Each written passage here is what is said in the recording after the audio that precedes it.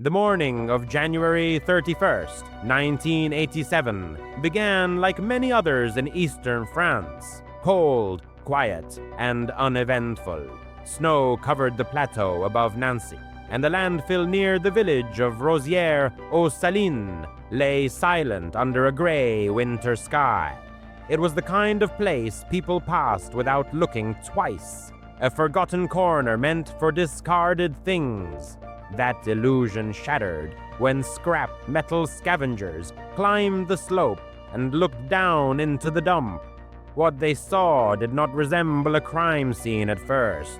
It looked like chaos. Pieces of a human body lay scattered among the trash, a leg separated from the torso, a missing hand, a head forced into the frozen ground. The mutilation was so extreme that recognition was impossible. The shock was immediate and absolute. These men would later say it was an image that never left them. They did the only thing they could. They went to the police. A body meant to disappear. When investigators arrived, one conclusion imposed itself almost instantly. This was not random violence. The mutilation was deliberate, methodical, and targeted.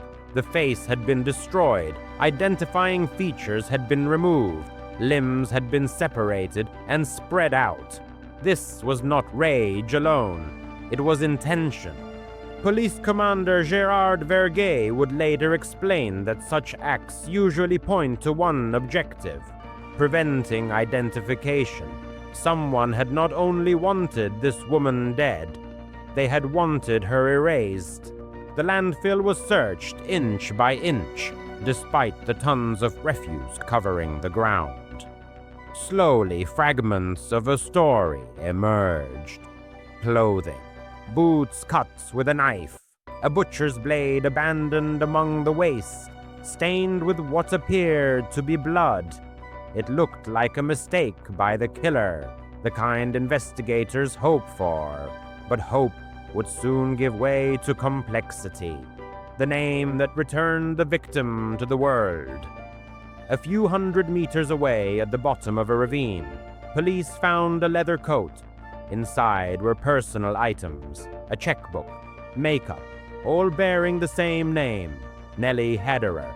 She was 22 years old, a young mother known in her village as quiet, discreet, and unremarkable in the way most ordinary lives are, until they are violently interrupted.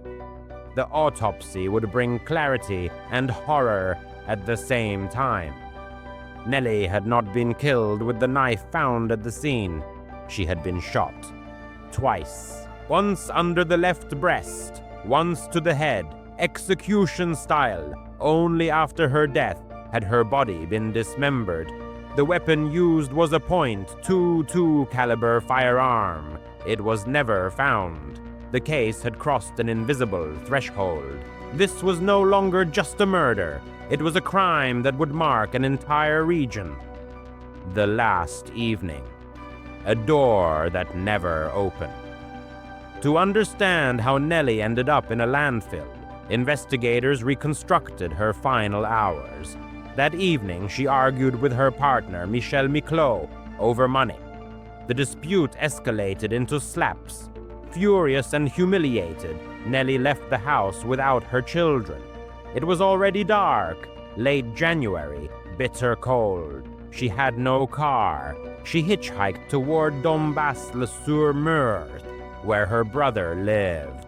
She arrived around 8:45 p.m., but when she reached his building, no one answered. Her brother was out. She waited. She paced. She pressed the building's light timer repeatedly, illuminating the stairwell and then plunging it back into darkness.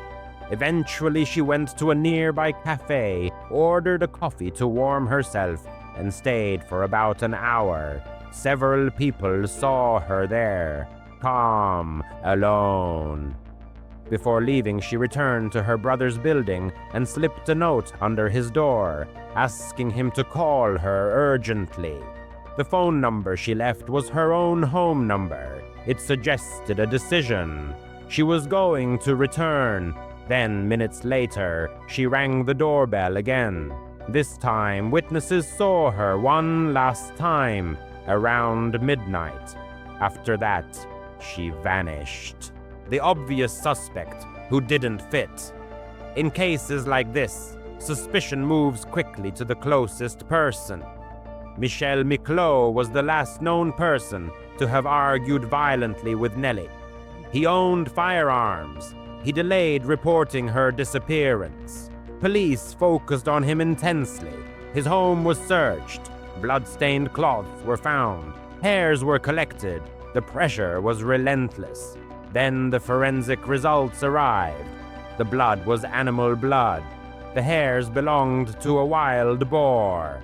The case against him collapsed, and with it, the investigation lost its only solid anchor, a name everyone knew but no one trusted. When police restarted from zero, they began looking not at family, but at the night, at bars, at regulars, at men who drank, fought, and lingered outside after midnight. One name surfaced again and again: Jacques Maire.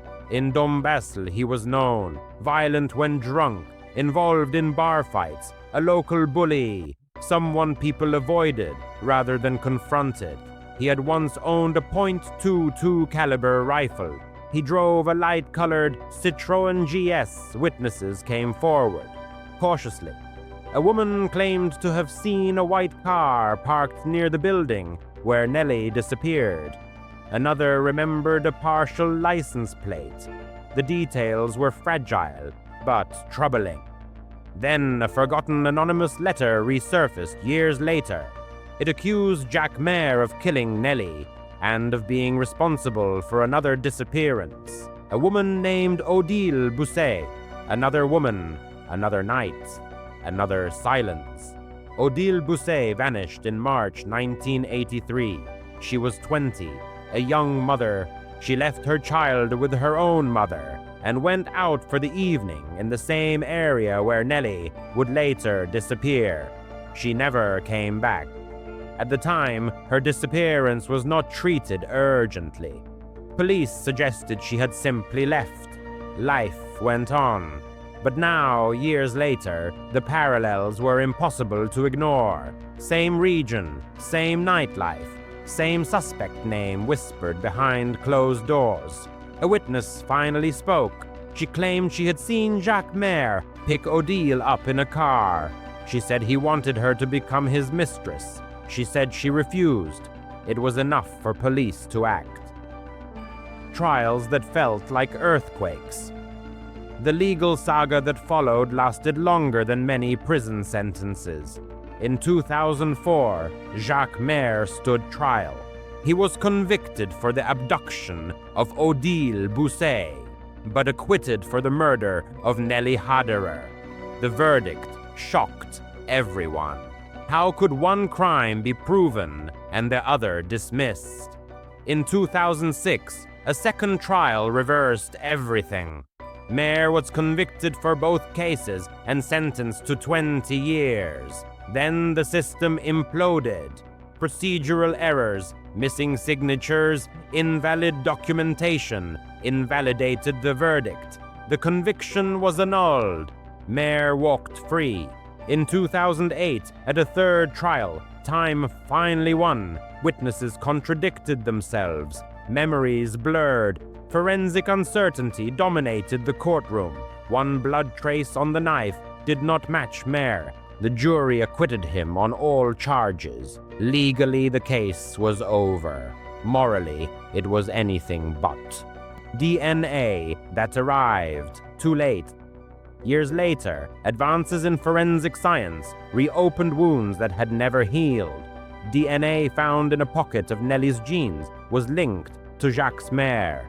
For Nelly's family, it felt like confirmation stolen by time. For the justice system, it changed nothing.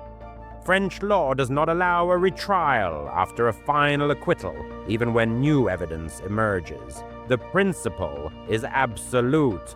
Final means final. Jacques Maire would die in 2018, legally innocent. the identity of Nelly Hederer's killer remains officially unknown.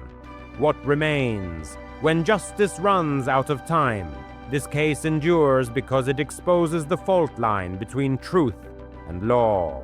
Courts do not decide what happened, they decide what can be proven at a specific moment, under strict rules with imperfect humans. 2 young women disappeared from ordinary lives. A man was tried 3 times, condemned twice, acquitted once, and ultimately freed.